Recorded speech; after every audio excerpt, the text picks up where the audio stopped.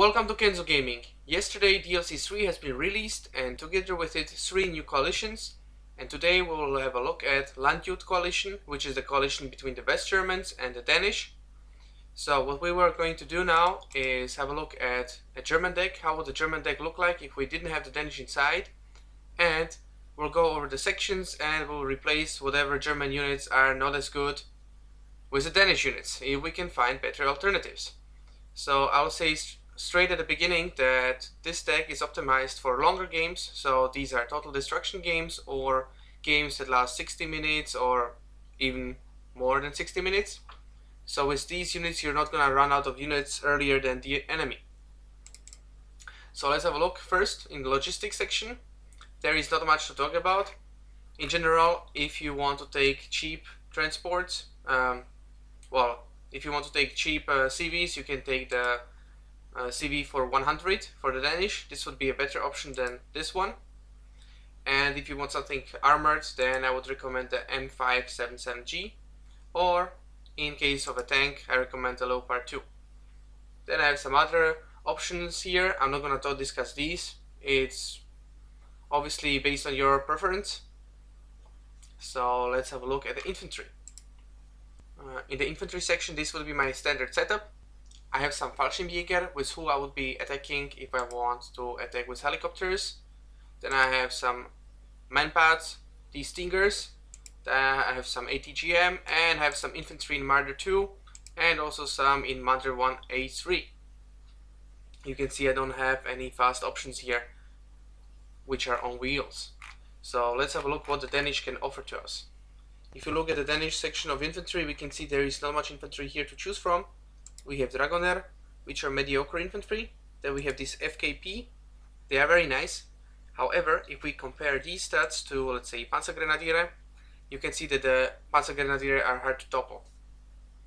So let's select these units, the Panzergrenadiere, and let's compare them to whatever else we have to choose. We can choose Leafgarden, but these are clearly inferior with the ATGM. Then we have, well, I don't know if you want to take reservists, but okay. We have here the FKP, which we already looked at, and then we have Dragoners. So in the infantry area there is nothing to take here.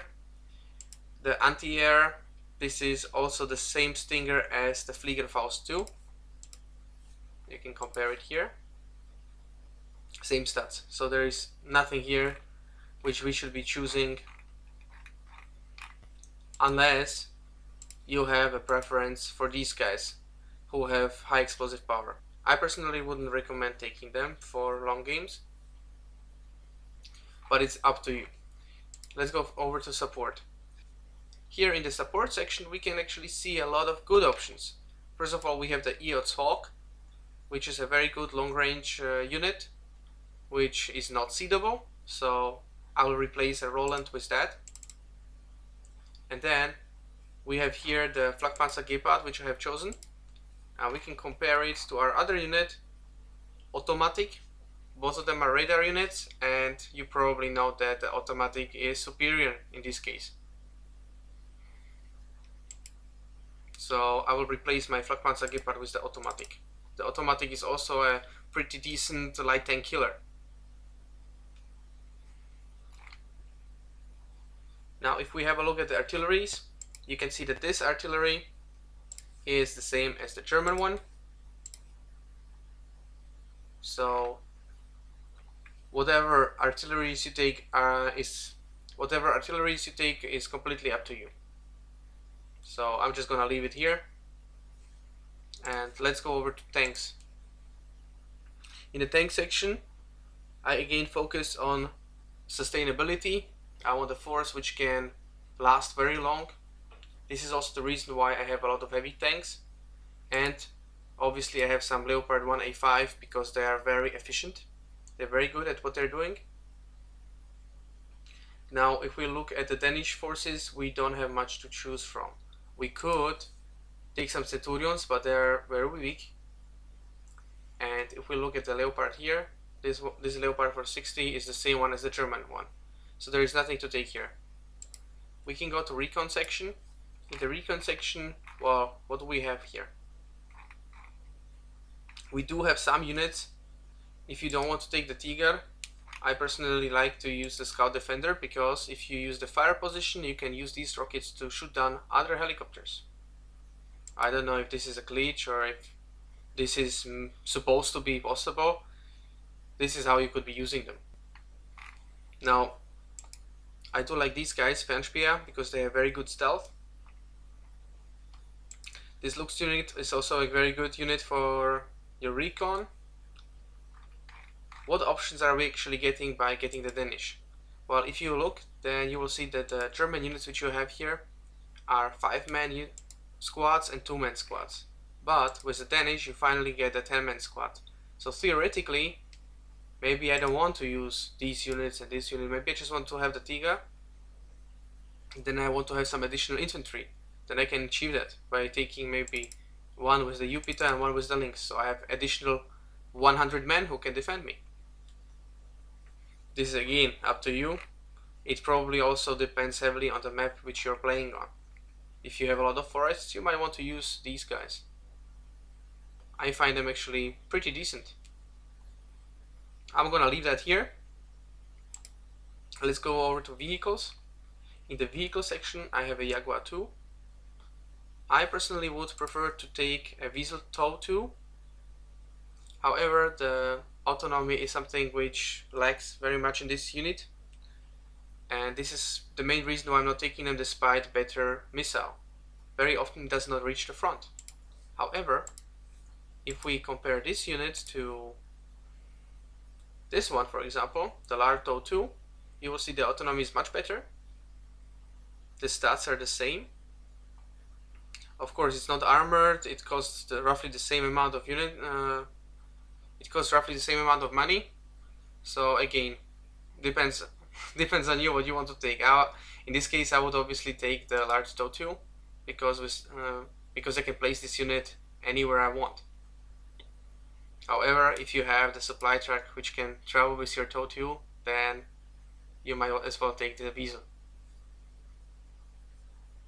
So I'm gonna exchange this for the TOW 2 vehicle. Let's go over to helicopters.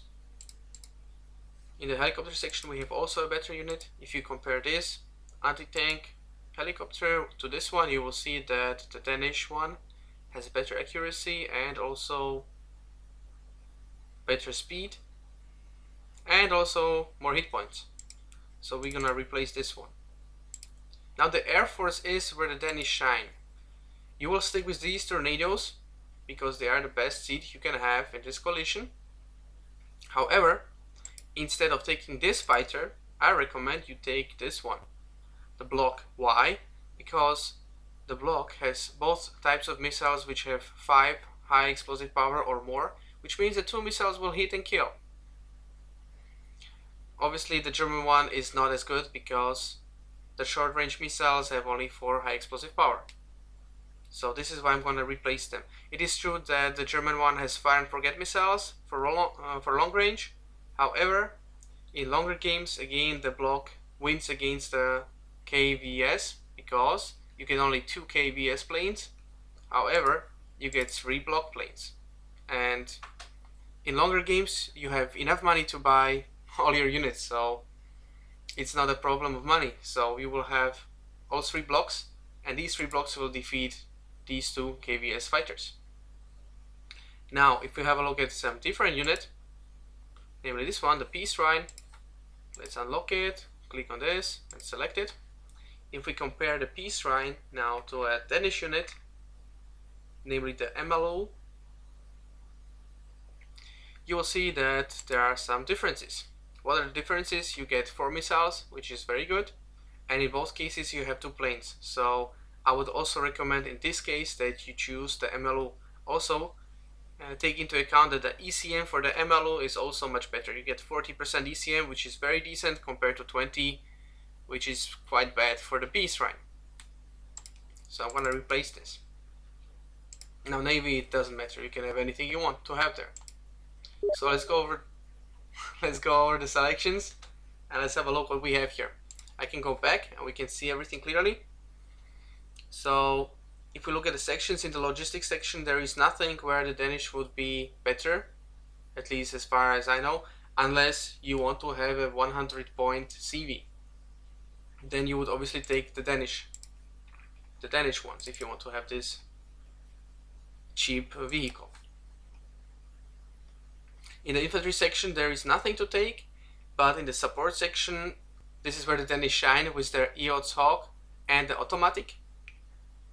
In the tank section there is nothing to choose from, and in the Recon section you have the advantage if you decide that you need more infantry. In the vehicle section, this could be considered an advantage, the large TOW 2, but not necessarily. It really depends on your playstyle. And then we have the Hilo with the Fennec TOW 2, which is superior to the German one. And in the plane section, you should definitely take the F-16 block and the F-16 blue. This pretty much sums up the advantages of the Danish over the Germans in the coalition. Based on this, I think it is clear that the Eurocorps coalition is much stronger than the LANDJUT coalition. However, for flavor, I think this would be a pretty interesting coalition to play for. So I'm definitely gonna be using it from time to time. Thank you for your attention.